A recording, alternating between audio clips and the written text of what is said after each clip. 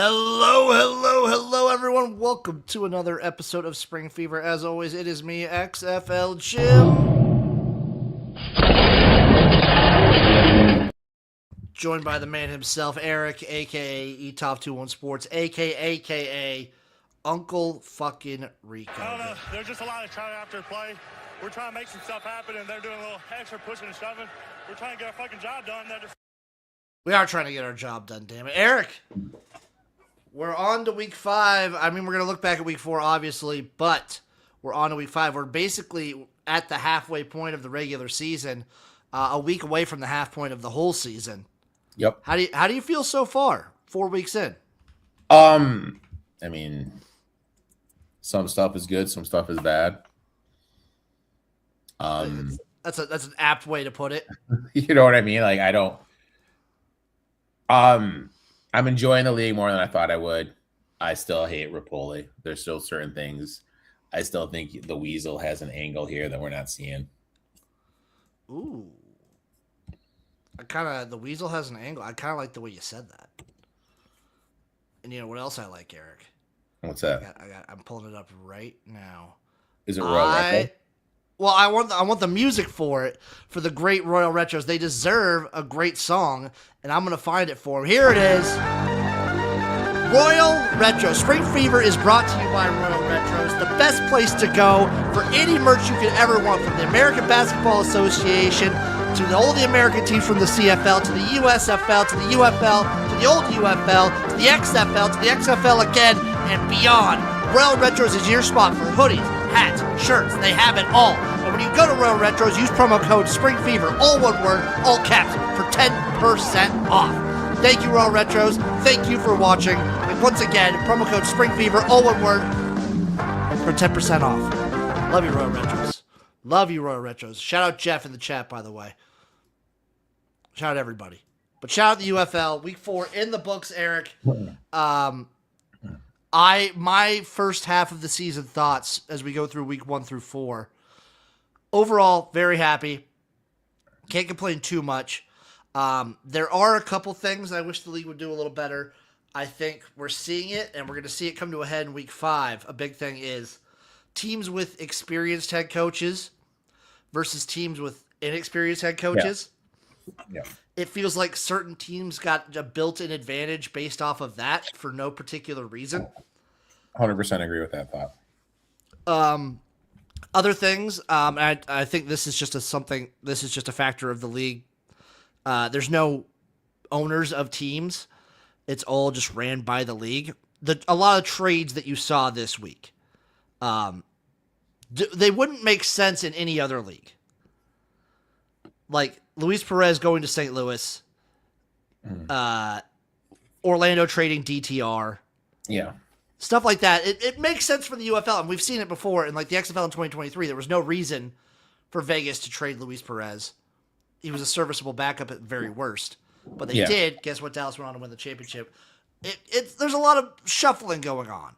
But there's also been some rumors of like blackballing and everything. We'll get into all that. But first, we take a look back at week 4, the week that was. Congratulations both, I want to say, to the Louisville Kings and the Columbus Aviators for both getting their first wins of the season. Starting off, of course, Thursday, Louisville versus Houston. The Kings won 24-22. Eric, I do have the TV numbers for you. I know you're a man of that. 170,000. Okay.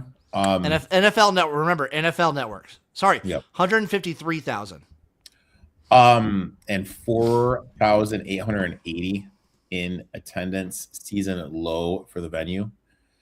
Beam 17 for 34, Buck 92, Gill 8 tackles, 2 sacks, 1 tackle for a loss, forced fumble. Tanner Brown 5 for 6 in field goals, including a 59-yarder. Gamblers, Tua Jr. 7 for 14, 64 yards. Did have a rushing TD. Yams big play. He came in the second half. To be fair. Didn't get the first Yams, 68-yard touchdown run, 111 yards. Allen looked good for him on the defensive end. Louisville led by 10. Houston rallied after that Yams run, tied it up at 22. And then they won with a walk-off field goal, historic long field goal for both kickers. do you take anything that was going around on social media with the fact that when Beam was rushing in for a touchdown, he gave his body up and slid instead of trying to get in, that caused dissension in the locker room? Any credo to that rumor on the old I mean, social? potentially, it's the what was it? The 2024 UFL Championship game with Garbers, Yeah. where it's very obvious these guys are trying to protect themselves. I mean, people say it like you say it's a developmental thing. These guys are obviously trying for a shot at the NFL. I hate seeing it. I called him out live. I called him a pussy, and I'm like the biggest Jason Bean guy around. Maybe, very maybe. Just like, oh, is he not really playing for the team? Is he playing for himself first and foremost? I don't know. All I know is that Jason Bean is one of the most entertaining quarterbacks in this league, and it sucks we're not going to see really much anymore of him. It does seem like a weird move. You get your first win, and now you're gone. Exactly. That one made zero. Like some of the other moves made sense from either a team standpoint or league standpoint. This one made zero sense to me whatsoever. I mean, so I really don't know. Like, where is it?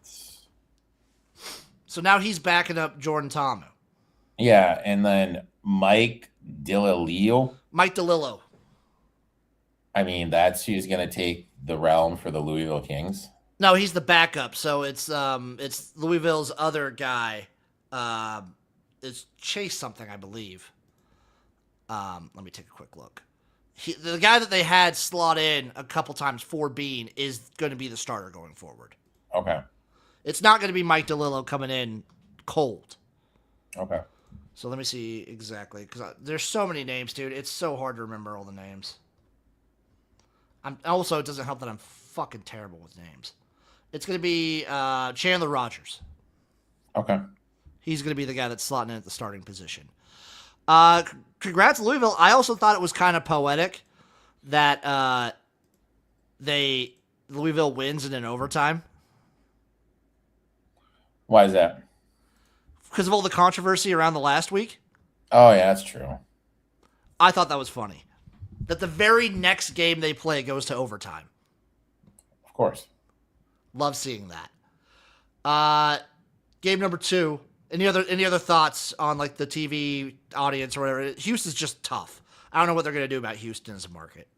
Yeah. I mean, it's a tough market. But didn't you say there's stuff going on in the stadium, though? That's Dallas. Oh, it's Dallas. Yeah. Dallas has construction in the stadium. Houston, I just feel like, has been burned so many times where they've moved stadiums, and then they had a team in the Roughnecks in 2020. They got taken away because of COVID, and then they bring them back in 23 with the Roughnecks again, have some success, decent enough crowds, and then when the UFL formed, they basically get rid of your team and slot in another team just to try and pose as your team. Yeah, they just can't really get any rhythm, dude. It's been hard. It's been hard for Houston as a market. And then people's like look at a number like 153,000 viewing on TV and scoff or whatever. It's the NFL network. I don't know how many people are watching the NFL network on a regular basis. That's a decent number. Yeah, that's a good number for NFL network. Yeah. Game number 2, Friday Night Football on Fox. The Dallas Renegades took on the Columbus Aviators. The Aviators won 28-14 with just an absolute tear of a run game. Yeah. I mean, Jesus Christ. Insane what they were able to do. They only passed for 126 yards. Chisholm 4 for 50 and a touchdown, but everything was on the ground. Levette 80 yards on 15 attempts. Renegades first loss. Reed 13 for 27, buck 44. Nothing really going on. Dallas led early. Columbus tied at the half, then pulled away in the second half. That fumble return TD, late interception. First win of the season for the Aviators. First loss for Dallas. Made some mistakes, but I mean, I think you hit the nail on the head during your live stream that it was just too much football in a row, and these guys 3 games in 11 days. Yeah, these guys just kind of broke down a little bit. So it's tough, and you saw it during the game with how many Dallas players went down, especially in the third quarter.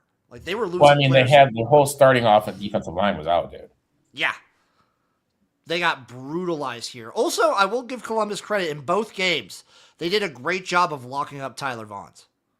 Yeah. And you got to see Todd Haley twerk. It's going to be interesting to see, do teams start to follow that that game plan. I think the two things you could do against Dallas, I was very surprised that Dallas went away from the run because they were having some success running the ball. They seemed not wanting to do that. I do think the ways you beat Dallas is you stop Tyler Vaughn's because they do have other good receivers, but I think he's such a focal point of that offense. It's similar to St. Louis and Hakeem Butler. If you could stop that focal point guy, you could put a big hamper on that. And then if you can rattle Austin Reed, as good as he is, you hear him mic'd up, he could get rattled. And he gets like emotional and down and frustrated. Yep. I think that's how you attack this Renegades team. What would we say? TV numbers for this one for you, Eric. 682,000 on Fox Friday night. So the interesting thing for Fox, the Friday night games, consistently every week gaining a little bit. And I think the product that Fox puts out for their Friday night special is part of the reason why they do a really good job. I love their lead-in videos to like hype up the matchup. Their graphics department and their video editing department, kudos. Yeah. Like I agree 125%. All right, game number 3, the Battlehawks versus the Defenders. Usually always a classic matchup. The Defenders win this one 28-22. And really, this was like the Jordan Ta'amu game. Yeah, finally. 204 yards, 61 yards rushing, and 11 carries.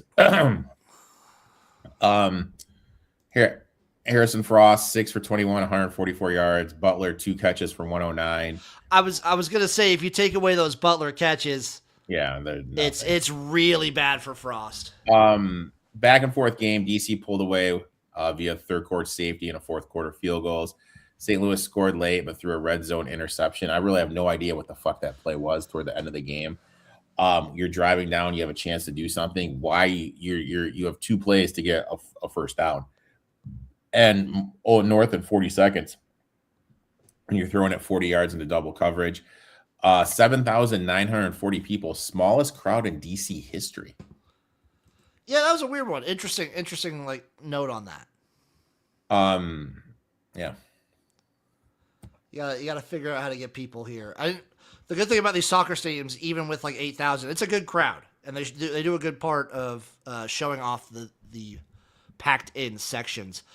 Frost, I believe, can come into his own for St. Louis, and St. Louis did what I said they needed to do to win this game, is shut down DC's run attack and force Jordan Ta'amu to win the game. And guess Jordan Ta'amu just had it in him.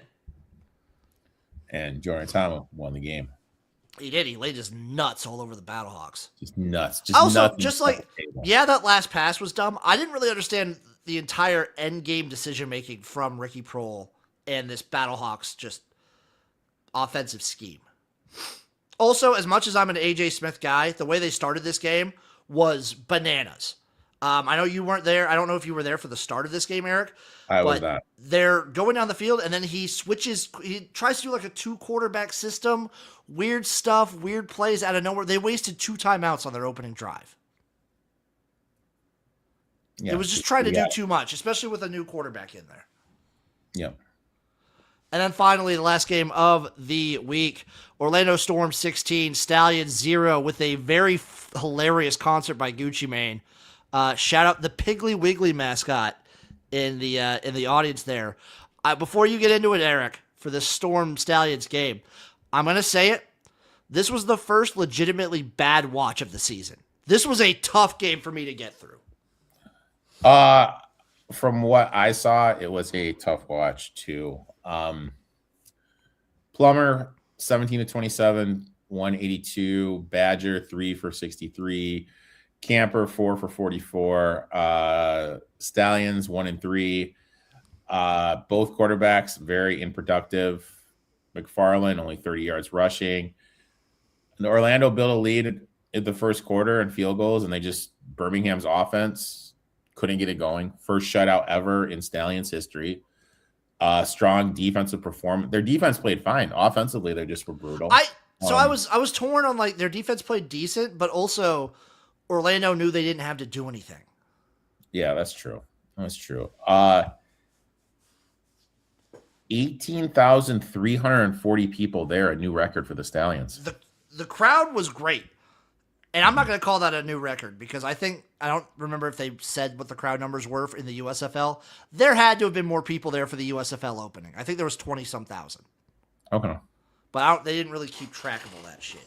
But all that shit. Oh my God. All that shit. This game between the Storm knowing that they basically had it locked up when it was like a 2-score lead to the Stallions being the most inept offense I've ever seen. This was the toughest game I've had to watch in spring football in a while. It was not just like this. It was brutal. Penalties too. And, oh, God, people were mad. I wonder what the Stallions' home crowd is going to look like this week. Yeah. I mean, after that stinker, it's going to be interesting to see what happens. And the fact that, like, Skip Holtz was there in attendance. Yeah. And then all the stuff that comes out about, like, the Stallions or the league, like, blackballing players. What is that about? Give me a little bit more. So, Ricky Pearson is someone, he's like a Stallions legend. He's been playing in like, spring football forever. He had a shot, I believe, with Seattle over this last offseason. And he's claiming that the league is not, like, there's potential teams that might want him, but the league is not letting the teams pick him up. I've heard reports, I mean, obviously there's the rumor of it being the fact that Rapoli wants younger guys in. He wants guys that are, like, fresh. They're going to, like, try and play their way into the NFL. He doesn't want spring football veterans if he doesn't have to. There's other reports that Pearson suffered, like, a pretty bad injury over, like, his NFL training camp. And maybe that's why teams aren't wanting to hop on him right away. I think he might be cleared, but it's, like, super unclear in some regards. And then other players have kind of just said, well, it's kind of bullshit that these guys that have been playing in spring football forever aren't really getting the opportunities. They're not getting their shots. And then other people for the Stallions specifically said, well, this is bullshit because they played under Skip. They know what it was like under Skip. And now AJ's in there and it's like, this is just terrible.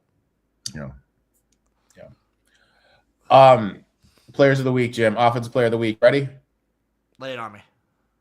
Going with Marcus Yarms from the Gamblers. 8 for I like it. 11. I like it. I like how Eric does this. Even in a loss, an individual player could go really high. Defensive player of the week. You ready? Lay it. Cam Gill. 8 tackles, 2 sacks, 1 tackle for a loss, forced fumble. Yep. And special teams player of the week. Tanner Brown. Yep. I think the kickers are starting to come online too. Yeah. Yeah, kickers are starting to be a little bit better. Week 1 and 2, we were always questioning. It's like I think the kickers are coming online. Harrison Mevis in DC is gonna get a fucking shot. Oh, 100%. He's gonna get a shot somewhere. He might succeed very bigly. Any other thoughts on Week 4 as a whole? No, I'm ready. Did you catch the Gucci Mane concert? No, I'm good. It was hilarious, Eric. I think a third of it was muted because he just didn't give a fuck. He was just doing like a regular Gucci Mane concert. Love it. Looking ahead to Week 5, we got 4 great games ahead of us. Starting off with the DC Defenders versus the Birmingham Stallions. In Birmingham, DC are 6.5-point favorites here. Total's 44.5, plus 225 on the money line. And I will say the theme for the week, it's experienced head coaches versus inexperienced head coaches. I think every single matchup is a coach with head coaching experience versus a coach with 0. But this is usual chaos week, so I don't know. I took the Stallions 6.5. Coming off an embarrassing 16-0 shutoff loss at home against the Storm, completely shut down offensively. But like it just comes back to team as well. I know it's a new coaching staff. I know there's new quarterback in there. I know they have a so there's that angle, the new quarterback, but you got to buy into that championship pedigree. When you look at the talent they have, Dean Cain, Ross, Mickens, McFarland's going to have a total bounce back game here on the ground. Defense showed some flashes. Tamu is at an all-time high now. You got to expect him to come back to the norm after the game he just had. DC is hot now. They've won 3 straight. I think the market is pricing them as the dominant team, the team to win it all. We got to think like in terms of betting. They are the favorite for futures. It's the buy low, sell high. It's kind of like why you always fade the Kansas City Chiefs during their little run. Overpriced. I think if this line was like a 3, I wouldn't be involved. But at 6.5, this is just way too many points. I'm taking the approach this week that everything I think will happen will be the opposite. So I think DC cruises. I think the experience kills Birmingham. I'm going to take Birmingham plus 6.5, and I'm going to sprinkle. I'm going to sprinkle a little bit on that plus 225. This one's also an interesting matchup where it's the head-to-head of the UFL trends, where it's the experienced head coach getting the win versus the league and everyone trying to push home team. And I think after the performance that Birmingham showed last week, they're really going to try and get Birmingham a win here. I think we might see a little bit of a ref show. A little ref show? Ref show? Valentine saying DC moneyline, Storm moneyline, Renegades moneyline, Aviators moneyline. Ooh. Is that an all favorite money line? That is an all favorite. That's an all favorite money line bet right there. I believe so, my friend. I believe so. I'm on the Stallions plus 6.5. I'm going to sprinkle a little bit, just a little bit. All right. Saturday, St. Louis versus Orlando. It's fun to see Becht facing off against his former squad. The Orlando Storm are 3-point favorites in this matchup. Totals 45.5 plus 130 on the money line for Battlehawks. Oh, yeah, I did it. St. Louis, one of the better defensive units in the league, led by reigning defensive player of the year, Pitta. I'm not going to say his last name. I think this group is going to be able to get off the quarterback, create pressure. On the other side, Orlando's coming in undefeated, feeling great. 16-0 win. It's just one of those things. You're fading a team after they get that shutoff win. I think it's going to be a bounce back game for Lewis coming back after losing 28-22 against DC. You got Butler on the outside. Butler, I have no idea why he's even in this league. He is way too good to effing. I know. I saw a lot of tweets about that, Eric, but he's great in this league. But you see, I think I've had this conversation. You see what Butler does in like training camp and what he does during the preseason. Like, he's great in the UFL. He lights up. I don't know what happens when he puts on like a Steelers uniform or an NFL uniform. He gets butterfingers. Yeah. I know there's some question at the quarterback position for the Battlehawks. Frost is getting the start. Frost is getting a start. I don't care. I mean, for me, this is just the sell high of the Storm. 4-0 coming off a shutout win. Battlehawks coming off a loss on the road. I think this is a tough one. Since Frost starts, it's over with. I think St. Louis's defense keeps them in games. I'm going to bet the under 45.5 in this matchup. And I think it's going to be close. I'm going to bet St. Louis plus the 3. Okay. Yeah. Sunday, we get a Sunday doubleheader. The early game, Columbus versus Houston. The Aviators are 3.5-point favorites into Houston. Totals 45.5 plus 154 on the money line. I mean, for me, I found the gamblers at plus 4 and plus 175. I'm taking them on the money line. And with the points, you got Houston coming off an overtime loss, played a lot better. You have the Aviators coming off, beating Dallas, one of the favorites to win it, giving them their first loss, a big emotional 28-14 win over Dallas. Now they're going on the road. We have seen these guys play better at home, and plus teams are covering at home. So I'm gonna take the team at home and fade the team with an emotional letdown. I am going to roll. This is tough. Probably want to live bet Columbus. Oh, Jimmy. But I'm not saying nothing.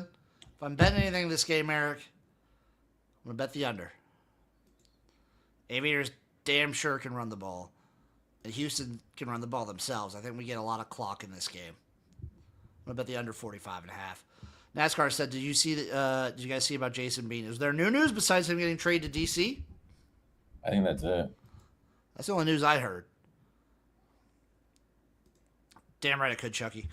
And then we have the Louisville Kings versus the Dallas Renegades to cap off this week. Renegades are 7.5-point favorites. Totals 47.5 plus 280 on the money line.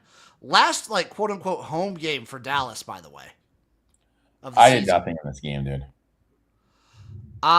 Louisville Kings, Dallas. I'm going to take Dallas here.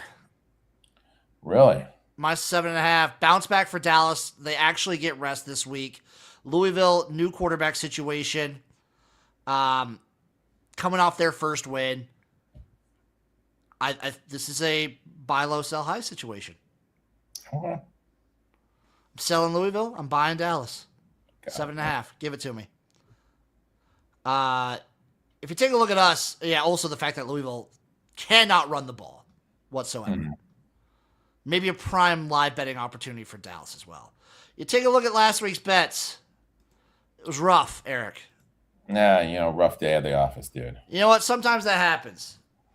But I mean, on my end, I'm gonna take those numbers every single time. The Stallions one was tough. For me, the Renegades bet was bad. I'm going to just flat out say it. Everything else I was kind of okay with. The Battlehawks did exactly what they needed to do to win that game. It just sucks that Frost played like shit and Jordan Tomlin played out of his mind.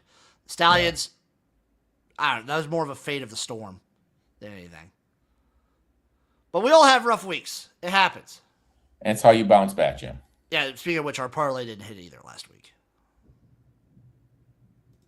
Tough.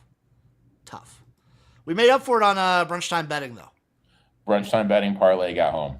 Speaking of which, Eric, the parlay that we have going for this week, it is the St. Louis Battlehawks money line and the Houston Gamblers money line. A plus 527. Juicy parlay, my friend. Juicy for the people. Juicy. You ready Eric, to make a DK lineup? I vent for a little bit. I'm gonna pull it up here. I'm pulling it up right now. I'm trying to see if there's any more. I was looking up to see if there was any more Jason Bean news. I looked. I saw nothing, dude. Also, can I just say another thing that is potentially worrying me a little bit and kind of bugging me? We're on to week 5. We still don't know where the championship game is taking place. Yep. Second tier league, dude. It's a first tier league in my heart, Eric. You gonna watch the draft, by the way? Yeah. How do you do that? How do you not do that, dude? Watch the draft? Like, actually watch it? Yeah. Easily. It sucks. The draft sucks, dude. Dude, all I know is I got what I did. I got Spencer Fano 15 to 1. Oh, you could bet. I'll bet on the draft. You could bet on it, but watching it is. He's currently trading at minus 130. Watching it is awful. All right. Let's make this DFS lineup, baby. All right. You want to pick quarterback first? I think right off the bat, let's just put Butler in. Just off the bat, he goes off. He's solid.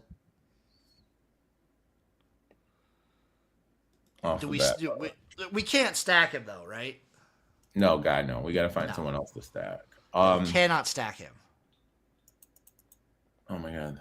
I'm gonna put it up on my phone because my computer's being difficult. What game do you feel is going to be the highest scoring game? Ooh, what game will be the highest scoring? I think DC Birmingham, honestly. With the way I think DC's hit over in almost every game. Yeah, but I don't want to go Tomo though. That's fair. Other than that, I think you could see it. There's a potential. I don't know. Louisville, Dallas could. All right, so let's back up here. All right, so we got Butler in. All right, so running back. Let's go McFarland at the running back position for Birmingham. Okay, I like it. Quarterback position. Oh my God, Reed Zamos, Plummer. It's Reed, Tomu, Plummer, and then McClendon. DTR sitting right there. I'm not gonna go DTR, dude.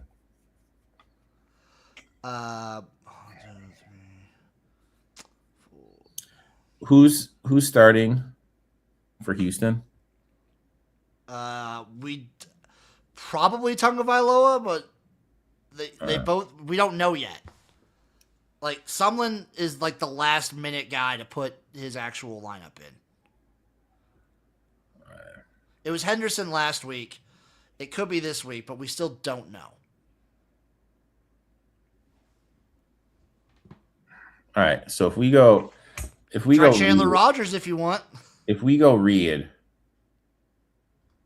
okay, which is a low budget guy from Dallas we can pair him with?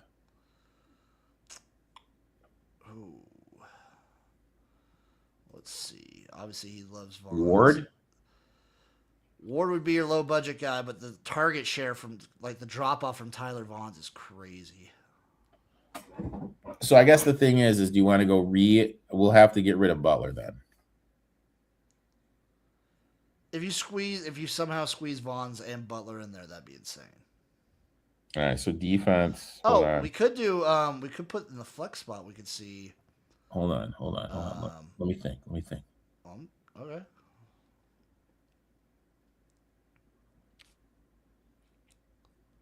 All right. You get real cheap and do Drake Stoops. He might get a touchdown for you. Do any of these guys wet your palate? Lay him on me. Stewart, Orlando, Davis, Birmingham, Mims, Dallas, Black, Louisville, Butler, Dallas, Darby, St. Louis, Yarms, Houston. I like Yarms. All right. Now, does anyone wreck your bed here? Merritt from Houston, McBride, Valladay from DC, Jackson from St. Louis, Sheridan from Louisville, Moreno Croper from Houston. Anything or no? What was the second one you said? The second one I said was McBride from St. Louis. You know what? Let's do it. Someone's got to get some play other than Butler. So, but I'm just saying, like right there, I did it with Reed, McFarland, Butler, Vaughns, McBride, Yarms, and the Gamblers defense. I like what I'm hearing, Eric. I like what I'm hearing. I mean, also, this has got to be like a first of us actually zeroing out on the salary. I know, which I hate doing. You hate doing that? Yeah. Why? I don't know. If I'm able to figure out the equation, other people are able to figure out the equation. So they'll probably have this. There'll be people with multiple lineups. I mean, Butler and Vaughn's is tough to squeeze into a lineup together, but I like it. Chalky. All you need is a decent game out of Yarns and McBride. McBride's going to be tough, but damn it, I believe. You believe? Do you believe in life after love? Do you believe in Joe Henry? I believe. I don't know what the St. Louis is going to be doing at quarterback. That's what I believe. So, You like this lineup? I like it, dude. I think it could win our Reed, Anthony McFarland, Keem Butler, Tyler Vaughn's, Marcus Yarns. I think you could win the 50-50, bro. Let's go. Let's get it. My friend. Any other takes you want to fire off about week 5, Eric? Hopefully you can win some money, dude. Hopefully. There will be no live streams by me this week. Sadly. Also, this will be my first. This will be my first 2 games I'm missing. Oh my god. I know. Saturday, dude. Or are you watching and you're not streaming Sunday? No, because I don't know what time I'm gonna get back Sunday. And not going Friday? Nope, no streams at all this week. Friday's like a get ready day. Are you gonna be okay? I'll be okay, but no streams for the next 2 weeks. Because no streams this week, and the next week I'm on the road. Oh my god. I know. So you have a 2-week sabbatical from Brunch Time Betting too? No, I could do. Oh, actually, yeah, I do. Because I got to work Saturday. I'll have to work that Saturday. Good. I'm doing Brunch Time Betting solo. I'll get everything ready for. I'll submit picks, Eric. You'll still get my picks, people, and there will be videos, but no streams. It's just I won't have the ability or time. Thank you everyone for watching. Make sure you go to Royal Retros, use promo code SPRINGFEVER, all one word, all caps for 10% off. Shout out Royal Retros. Shout out Jeff. Shout out everybody that tunes into the streams. They'll be back for, it's crazy, they'll be back for week 7. I won't be streaming again until week 7. Interesting. And by the way, now that we're getting into the second half of the season, I will need ideas, people. If you want to DM me or send me ideas on Twitter or in YouTube comments or anything, I need ideas for what you guys want. If you want what you guys want for the special championship stream, like anything specific. So come up with ideas. Give them to me. Let's do it. Follow that man at eTop21 Sports. Follow me at XFL Gym everywhere. We love you guys, and we'll see you next time for some more Spring Fever.